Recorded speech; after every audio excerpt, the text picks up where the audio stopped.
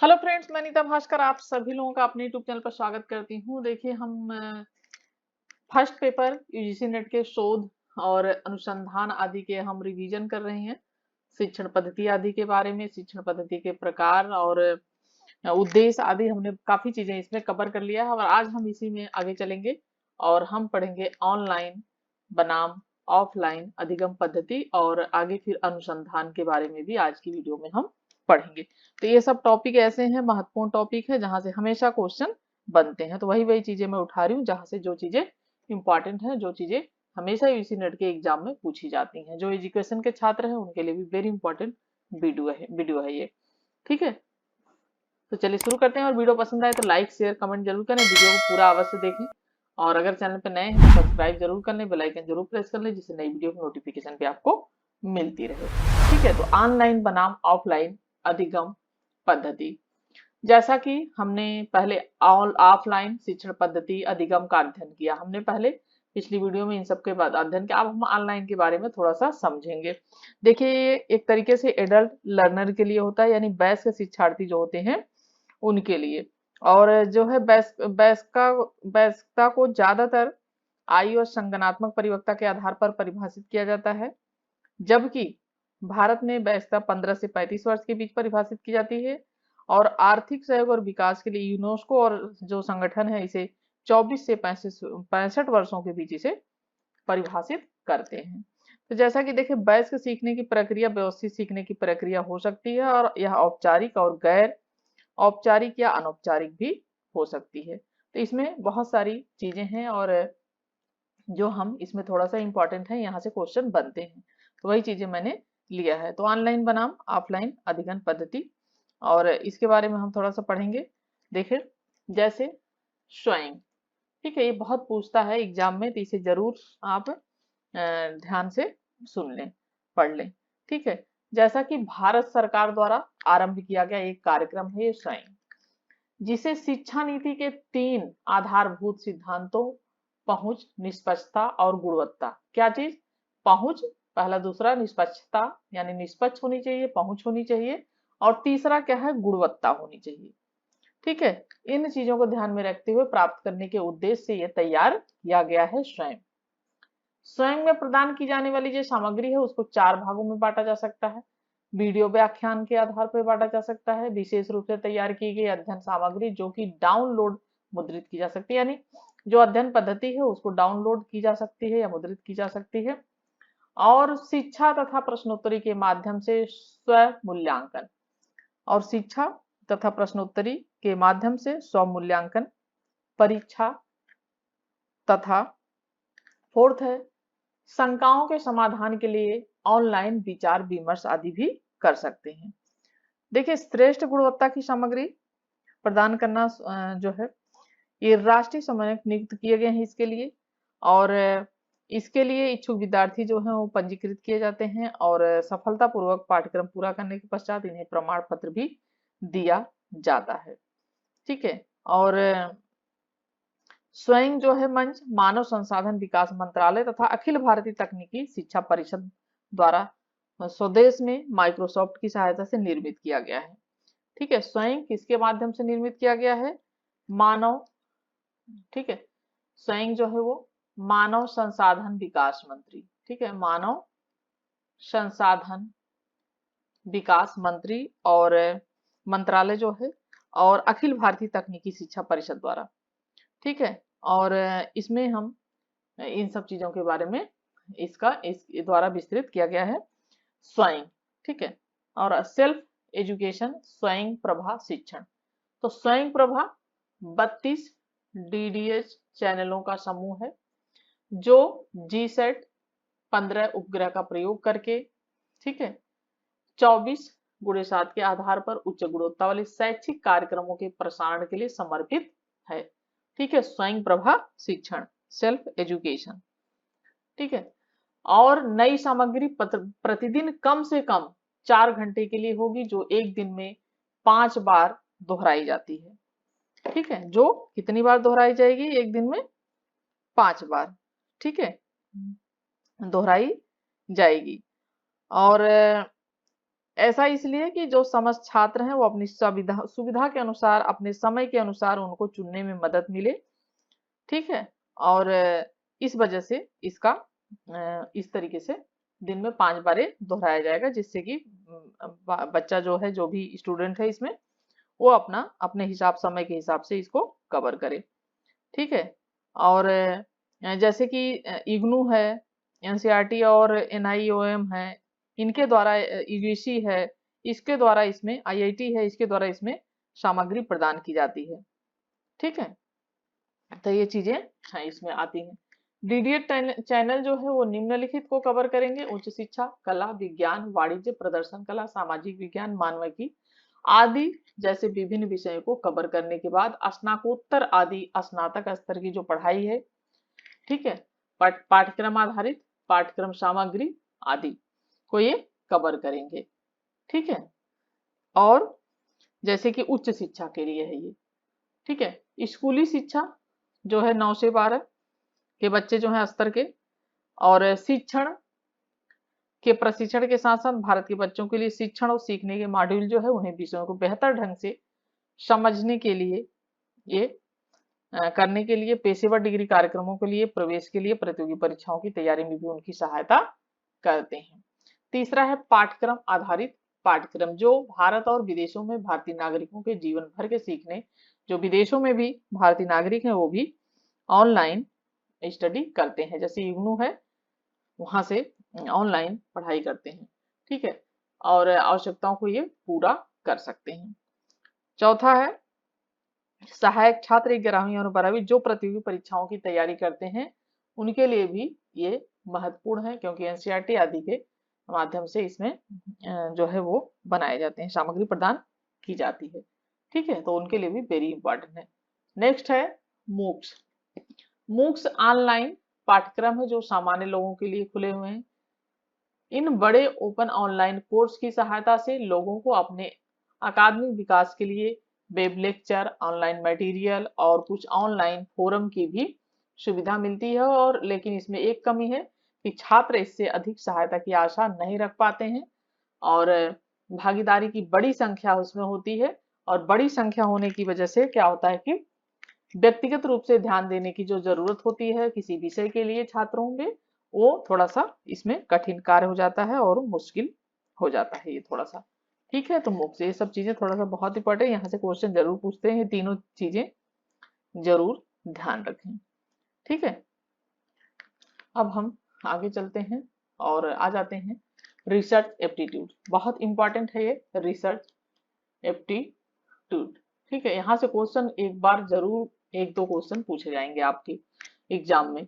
तो अनुसंधान पहले हम देखते हैं, अनुसंधान क्या है, उसका अर्थ क्या है, और उसकी परिभाषाएं देखेंगे। ठीक है। तो अनुसंधान के अर्थ तथा परिभाषा यहाँ से हम थोड़ा सा, पहले तो हम ये देखेंगे रिसर्च आखिर में होता क्या है। ठीक है। जैसा कि अनुसंधान द्वारा हम क्या करते हैं, जो नए तथ्य होते हैं उनको क्या करते हैं, हम ढूंढ निकालते हैं। ठीक है। अनुसंधान का मतलब खोज, यानी हम नए तथ्यों को खोजते हैं, ढूंढते हैं। ठीक है। और जैसा कि मनुष्य अपने जीवन को सार्थक बनाने के लिए क्या करता है, हमेशा प्रयास प्रयास करता रहता है।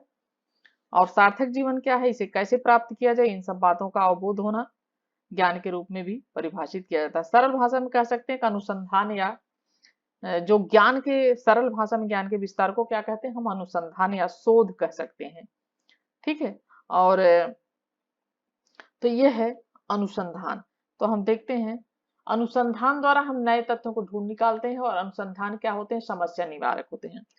यानी कोई भी हमारे पास समस्या होती है तो हम क्या करते हैं, उनको ढूंढने की, हल ढूंढने की जो कोशिश करते हैं, उसके लिए हम तथ्यों को जो जुटाते हैं, खोजते हैं, वो क्या कहता है, अनुसंधान कहलाता है।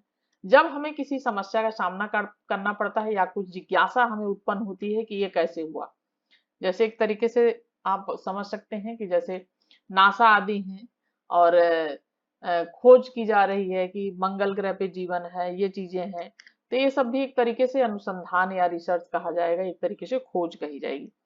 या ऐतिहासिक स्थान है, उनको हम ढूंढने की कोशिश करते हैं, हड़प्पा क्या सभ्यता है, ये सब क्या है, एक तरीके से सब अनुसंधान है। तो इस तरीके से अनुसंधान होता है। ठीक है। अनुसंधान दो शब्दों से मिलकर बना है, री एंड सर्च, अर्थात पुनः खोज या कुछ नया जानने संबंधी खोज। ठीक है, यानी पुनः खोज या कुछ नया जानने संबंधी खोज। और यह एक प्रकार से सही तथ्य प्राप्त करने के लिए अन्वेषण है। अन्वेषण का मतलब भी वही होता है, यानी खोज। ठीक है, तो अनुसंधान विशेष कौशलों का एक संग्रह है और यह सोच का एक ढंग है, और यह किसी विषय वस्तु के विभिन्न पहलुओं को गंभीर रूप से क्या करता है, उसकी जांच करता है। ठीक है, जब तक कि तथ्य नहीं जुड़ जाते अच्छी तरीके से, हम उसके में श्योर नहीं हो जाते कि हाँ इसी वजह से ऐसा है, तब तक अनुसंधान एक तरीके से पूर्ण नहीं होता है। ठीक है, और ठीक है, तो ये जांच करता है एडवांस लर्नम डिक्शनरी। ठीक है, तो देखिए ये इसके अनुसार अनुसंधान विशेष रूप से नए तथ्यों की खोज के लिए एक सावधानीपूर्ण क्या है, जांच है। ठीक है, इनके अनुसार अनुसंधान के महत्वपूर्ण जो है इंपॉर्टेंट उद्देश्य क्या है। ठीक है, क्या है इसके ऑब्जेक्टिव्स। किसी नई घटना से परिचित होना या किसी क्षेत्र में नई अंतर्दृष्टि का विकास करना। ठीक है, महत्वपूर्ण उद्देश्य क्या है कि कोई नई घटना है उससे परिचित होना या किसी क्षेत्र में नई अंतर्दृष्टि का विकास करना। वर्तमान जो ज्ञान है, ठीक है, प्रेजेंट का जो ज्ञान है उसका क्या करना, संश्लेषण करना और समीक्षा करना, क्या यह सही है या कैसे हुआ, ये सब आदि बातों का अध्ययन करना। ठीक है, या इसका परिणाम क्या होगा, निष्कर्ष क्या निकलेगा। वर्तमान परिस्थितियों की जांच करना एवं समस्याओं का समाधान करने की कोशिश करना। जो वर्तमान परिस्थितियां हैं या कोई समस्या है, ठीक है, पहले पॉइंट पे अनुसंधान में समस्या ही आता है। ठीक है, तो समस्या आता है, पहले हमारे पास सामने समस्या आती है, फिर हम क्या करते हैं, उसको बारे में विचार करते हैं और हम उसके बारे में खोज करते हैं। ठीक है, फिर हम उसका बाद में हल ढूंढने की कोशिश करते हैं। चौथा पॉइंट है सामान्य मुद्दों का विश्लेषण एवं अन्वेषण, यानी जो भी सामान्य मुद्दे हैं उनका विश्लेषण करते हैं और उसका अन्वेषण करते हैं। ठीक है, फिफ्थ पॉइंट है एक नई प्रक्रिया या प्रणाली का सृजन करना, यानी जब भी हम अनुसंधान या खोज करते हैं तो कुछ नया करते हैं। ठीक है, कुछ हम नया करने की कोशिश करते हैं, तो एक नई प्रक्रिया या प्रणाली का हम सृजन करते हैं, खोज करते हैं, वो कहलाता है अनुसंधान। तो ये उसके उद्देश्य होते हैं। अब क्या है, विशेषताएं क्या है। ठीक है, पहला क्या है इंपॉर्टेंट विशेषता, इसकी वस्तुनिष्ठता। ठीक है, पहला क्या है, इसका वस्तुनिष्ठता होती है इसकी। ठीक है, जैसा कि वस्तुनिष्ठता, तो यह अनुसंधान का सबसे महत्वपूर्ण पहलू होता है। देखिए बाकी जो गुण है इससे संबंधित होते हैं, सबसे महत्वपूर्ण अनुसंधान का पहलू होता है। और सबसे पहले हम वस्तुनिष्ठता को समझ लें कि यह घटनाओं या वस्तुओं को बिना किसी पूर्वाग्रह के भेदभाव के देखना है। यानी जो घटना है, वस्तु है, उसको बिना किसी पूर्वाग्रह के, ठीक है, हमें क्या करना है, उस बिना किसी भेदभाव आदि के उसको देखना है। और शोधकर्ता का पूर्वाग्रह से मुक्त होना बिल्कुल आवश्यक होता है। ठीक है, यानी किसी प्रकार का उसके अंतर्गत कोई भी समस्या आदि अंतर्गत उसके मन में कोई भय, इस तरीके की चीजें या पूर्वाग्रह से ग्रसित नहीं होना चाहिए। ठीक है, तो उसका पूर्वाग्रह से शोधकर्ता का जो है मुक्त होना आवश्यक है। वह दूसरों के विचारों को सम्मान करे, परंतु सच्चों के भली भांति परीक्षण और सत्यापन के बाद जो दूसरे लोग विचार कर रहे हैं, जो उन्होंने खोज की है पहले, क्योंकि हम संबंधित साहित्य से जो भी होता है हम उसका संबंधित साहित्य का सर्वेक्षण भी करते हैं, यानी उसके बारे में अब तक कितने लोगों ने रिसर्च किया है, उसके बारे में क्या क्या किन किन चीजों का उजागर हुआ है, उसके बाद ही हमारा जो टॉपिक होता है जिसपे हम शोध करते हैं, रिसर्च करते हैं। फिर हम पहले समस्या तो आती है हमारे सामने, लेकिन हम उसके बाद क्या करते हैं, उसको खोजते हैं और उसके बाद संबंधित जो भी साहित्य होते हैं उसका हम क्या करते हैं, सर्वेक्षण करते हैं, जिससे हमें ये पता लगे कि अगले ने क्या क्या किया है, क्या लिखा है, क्या नहीं है। तो उनसे हम बिना प्रभावित हुए बिना हमें उसमें कुछ अलग उन तथ्यों को तभी मानना है जब हम वो साक्ष्य हमें पूरी तरीके से वो भली भांति हमें मिल जाए और सत्यापित हम कर लें। ठीक है, दूसरी पॉइंट है विश्वसनीयता, यानी अनुसंधान जो है वो विश्वसनीय होना चाहिए, विश्वसनीयता होना चाहिए, रेलेबिलिटी होनी चाहिए। ठीक है, देखिए अनुसंधान के संदर्भ में विश्वसनीयता, स्थिरता और सत्यापनशीलता। ठीक है, क्या होना चाहिए, विश्वसनीयता होनी चाहिए, स्थिरता होनी चाहिए, यानी स्थिर भी होना चाहिए, सत्यापनशीलता होनी चाहिए। ये सह संबंधित विशेषताएं हैं। ठीक है, इसके लिए महत्वपूर्ण विशेषताएं हैं। मान लीजिए, अभी हम इसी पे चलते हैं, पहले हम यही देखते हैं, विश्वसनीयता के बारे में थोड़ी और चीज जानते हैं। मान लीजिए, ठीक है, किसी शोधकर्ता ने दिल्ली के छात्रों के परीक्षा परिणामों पर सोशल मीडिया का प्रभाव जानने के लिए शोध किया, यानी सोशल मीडिया पर क्या प्रभाव पड़ा। ठीक है, शोध किया और किसी किसी निष्कर्ष पर वो पहुंच गया है। ठीक है, और यदि कुछ अंतराल पर समान स्थितियों में शोध प्रक्रिया को दोहराने के बाद परिणाम पहले से बिल्कुल भिन्न आता है, किसी यानी शोध प्रक्रिया को दोहराने पर क्या होता है कि परिणाम पहले से बिल्कुल भिन्न आते हैं, तो इसका अर्थ है कि शोध प्रक्रिया क्या है, विश्वसनीय नहीं है। ठीक है, यानी वो विश्वसनीय नहीं है।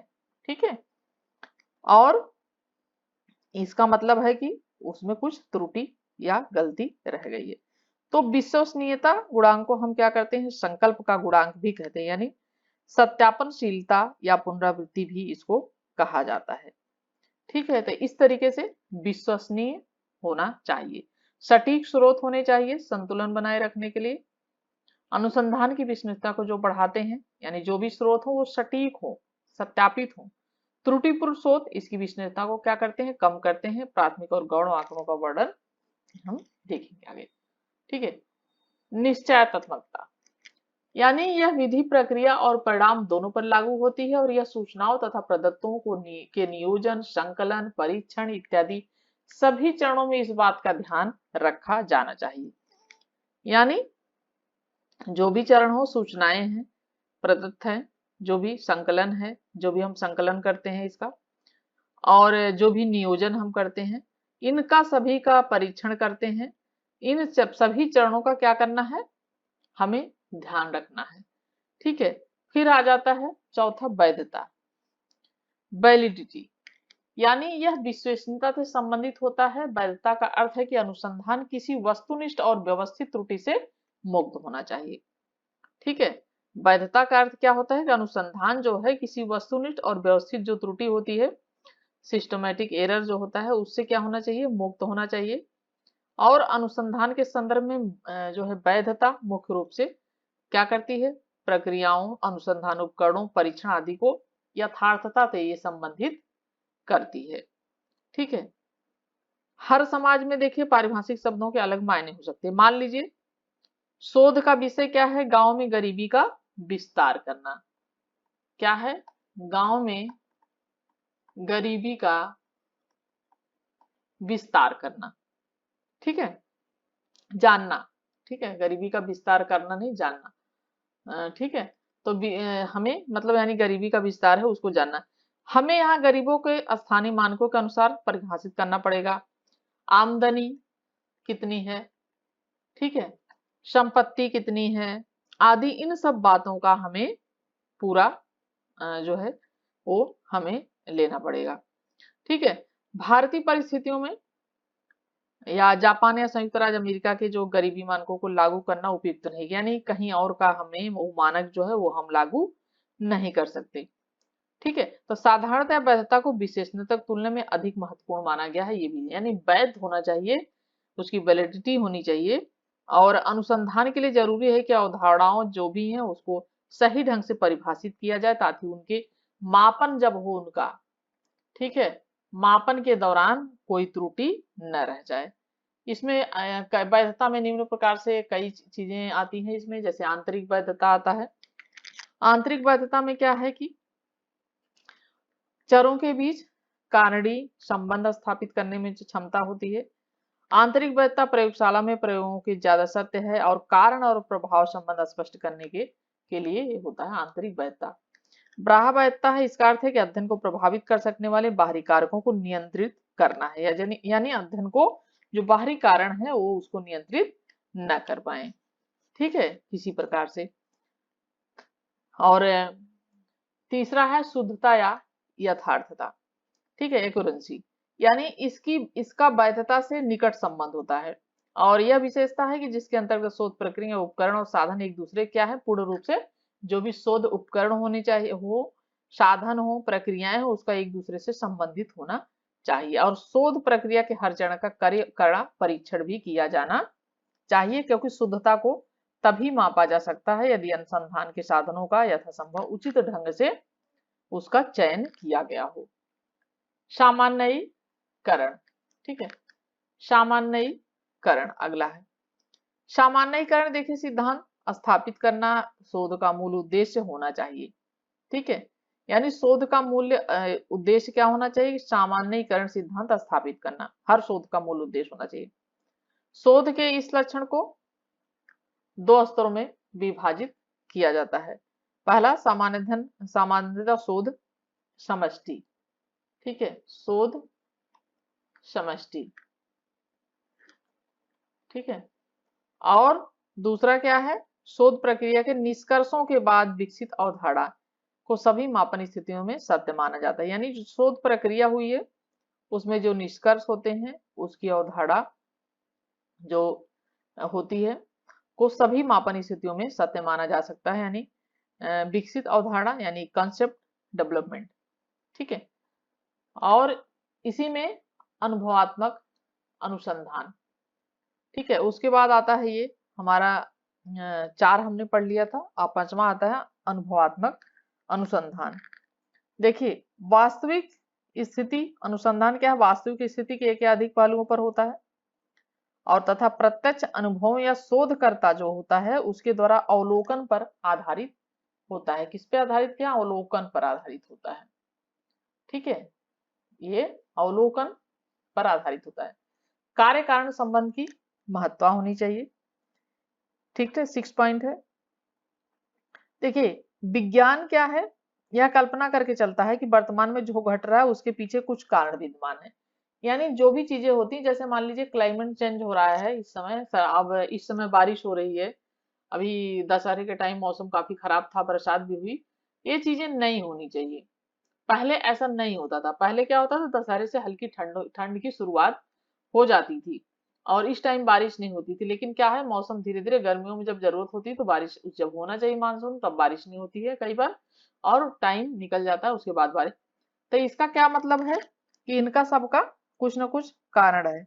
जो चीजें भी घटती हैं उसका कोई ना कोई विज्ञान के द्वारा क्या है, मान के चलता है कि ये चीजें जो हो रही है उसका कारण है और इसके लिए खोज भी की जा रही है कि आखिर में क्या है। तो ग्लोबल वार्मिंग, अधिकतर ये चीजें चल रही, ग्लोबल वार्मिंग की वजह से मौसम में परिवर्तन हो रहा है, क्योंकि एसी का यूज, फ्रिज का यूज, बहुत सारी चीजें हैं, अधिक वाहनों का यूज हो रहा है इस समय, ठीक है। आप सड़क पे निकल जाइए तो आपको भीड़ ही दिखेगी, गाड़ियां ही गाड़ियां दिखेंगी, हैं। तो इन सब चीजों से क्या है कि ग्लोबल वार्मिंग बढ़ रही है। पहले नेचुरल था, प्राकृतिक जिंदगी लोग जीते थे, और जो है इस तरीके की कल आजकल जैसे फैक्ट्री वगैरह आदि हैं, इनसे भी बहुत अधिक मात्रा में सब कार्बन डाइऑक्साइड आदि निकलते हैं, ठीक है। तो इस तरीके से क्या करता है विज्ञान? कार्य कारण संबंध की महत्ता है इसके लिए कि वह कल्पना करके चलता है कि वर्तमान में जो भी चीजें प्रेजेंट में घट रही हैं उसके पीछे कुछ ना कुछ कारण विद्यमान है और भविष्य में जो भी होगा उसके भी कुछ कारण होंगे। यानी भविष्य में भी, ठीक है, जो भी चीजें घटित होंगी उसके पीछे कोई ना कोई कारण, ठीक है, अवश्य होता है। तो इसलिए कार्य और कारण की क्या है महत्ता, इसका संबंध, ठीक है। और नेक्स्ट पॉइंट है अनुसंधान क्या होता है? चक्रीय होता है, ठीक है। शोध एक क्या है? चक्रीय प्रक्रिया है, ठीक है। क्या प्रक्रिया है? चक्रीय प्रक्रिया है शोध, ठीक है। क्योंकि यह एक समस्या के साथ शुरू होती है। कोई एक समस्या होती है जिसकी वजह से हम क्या करते हैं? रिसर्च करते हैं, शोध करते हैं, ठीक है। तो हम इस पे शुरू करते हैं और समस्या के साथ ही ये क्या होती है?